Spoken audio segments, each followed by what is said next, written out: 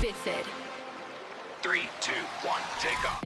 Hello and welcome to the channel. We have covered a lot on scalable AI infrastructure, which runs through open source CNCF projects. Each video, I have tried to explain how to solve a unique problem. This video is going to continue that tradition, and we will focus on solving yet another unique problem. Imagine you and your team have spent countless iterations on perfecting a model performance.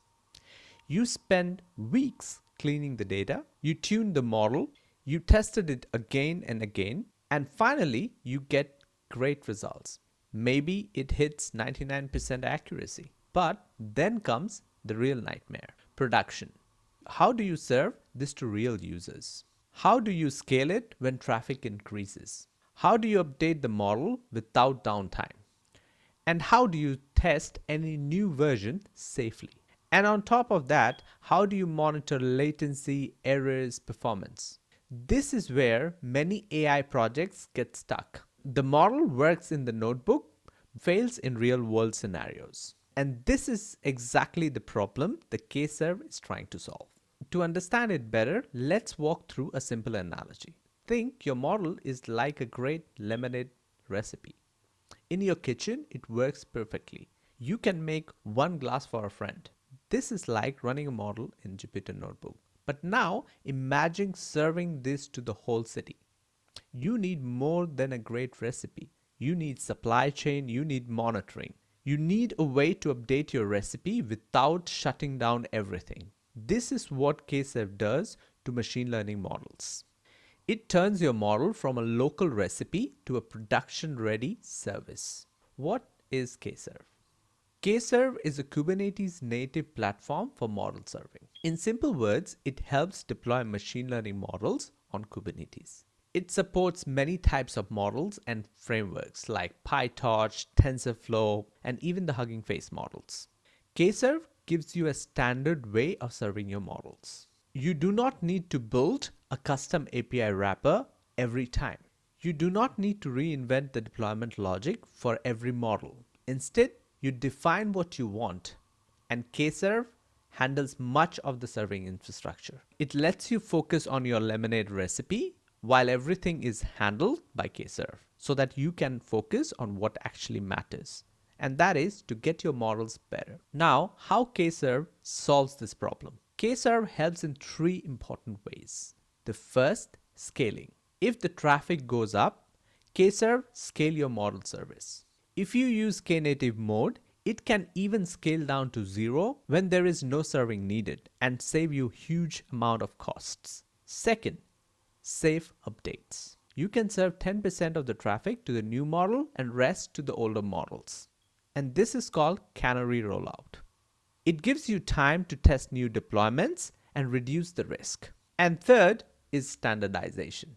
Every team should not need to build model deployment from scratch. KServe gives you a common pattern. It handles things like auto-scaling, networking, health checks, and model server configuration. KServe does not try to do everything alone. It builds on Kubernetes. It can also use Knative for serverless scaling. And it can work with the service mesh and networking layer for traffic management. At the center of the KServe is an object called InferenceService. Think of this as a deployment definition for your model. An inference service can have three main parts. First, the predictor.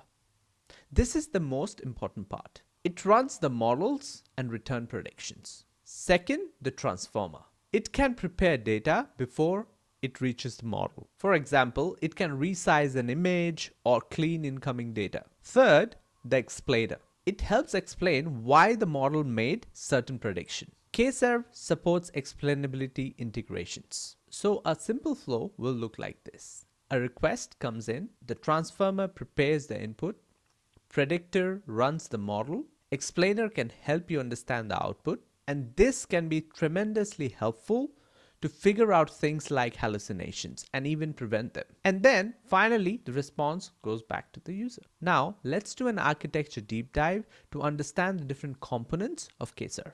On the high level, KServe has two big layers. The first is the control plane. The second is the data plane. Think of the control plane as the manager, and think of the data plane as the worker. The control plane decides what should happen, and the data plane handles the actual prediction requests. KServe separates these two parts so the system stays clean and scalable. Its architecture separates the model management from high performance inference execution. The most important object in KServe is called the InferenceService. This is the main Kubernetes object that you create when you want to deploy a model. You can think of this as a contract between you and KServe on how to serve the models. You tell KServe, this is my model, this is where it is stored, this is the runtime it needs, and this is how it should receive the traffic. KServe will take this information and build a serving infrastructure around it. InferenceService can be defined as the custom resource for model serving and lifecycle management. The control plane manages the lifecycle. It watches your inference service. It creates the needed Kubernetes resources. It manages the revisions. It supports rollouts like canary deployments, A/B testing, cluster serving runtimes, inference graphs, and model storage systems. Now, let's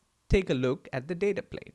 This is where the actual inference happens. When the user sends a request, the data plane receives it. It sends the request through the right components, then it returns predictions and generated output. Data plane is focused on low latency inference execution. It handles prediction, transformation, generation, and explanation tasks. Inside the data plane, there are three main components. The first is the predictor. The predictor runs your model. It prepares the output. It takes the input. It performs the inference, then it returns the output. The second component is the transformer. Transformer prepares the data before it reaches the model. For example, imagine your model expects JSON, but the user sends raw text. The transformer can clean it and format it. It can convert it into the structure that your model expects. It can also do post-processing after your model gives you an output. KServe can deploy the transformer and predictors separately, which allows them to scale independently. And the third component is explainer. It helps you understand why is your model predicting certain things in a certain way. This is very useful for responsible AI debugging. And if you are in an enterprise, you would understand that this is a very important topic. This can prevent you against things like hallucinations and biases as well. For example, if your model approves or rejects a loan application, the explainer can help you show which features influence the decision making. KServe also supports something called the InferenceGraph. This is useful when the model is not enough. Sometimes you might need a chain of models. Sometimes you need an ensemble. Sometimes you might need a routing logic. InferenceGraph helps you orchestrate those more complex routines. InferenceGraph can be defined as a control plane component that can be used for ensembles and chaining workflows. And that is the core architecture of KServe. This is not just any model server. It is a model serving platform that is built for Kubernetes. Now, who should use KServe? Use KServe when you already use Kubernetes. If you manage multiple models and complex workflows. Use it for canary rollout. Use it when different teams need a single way to standardize model deployment. Definitely, if you have a single small model, it is an overkill. For smaller teams, LLMD and VLLM would do the job. And if you want to understand more what those are, you might have to see my older videos. Now, what is the takeaway? Training models and perfecting it is important, but it is just a smaller part of the journey. The real challenge starts when the users will start calling your model. This is where deployment, scaling, monitoring, and updates become more critical. KServe helps solve this problem. It gives teams standard ways to serve models on Kubernetes. It helps you move from simple notebook experiments to production-grade service. So instead of treating every model deployment like one-off project, you can build repeatable platforms. This is why KServe matters. Hope this breakdown helped you understand another small piece of the big AI infrastructure puzzle. So what is your biggest MLOps headaches? model deployment, scaling, monitoring, or keep models updated in production. KServe can help you on all of those. Do like and subscribe if you like the content. Thank you. Bitfid in the static where the data hits the lock off. Purple neon green light spinning in the cloud. Bitfid the data screaming pixelated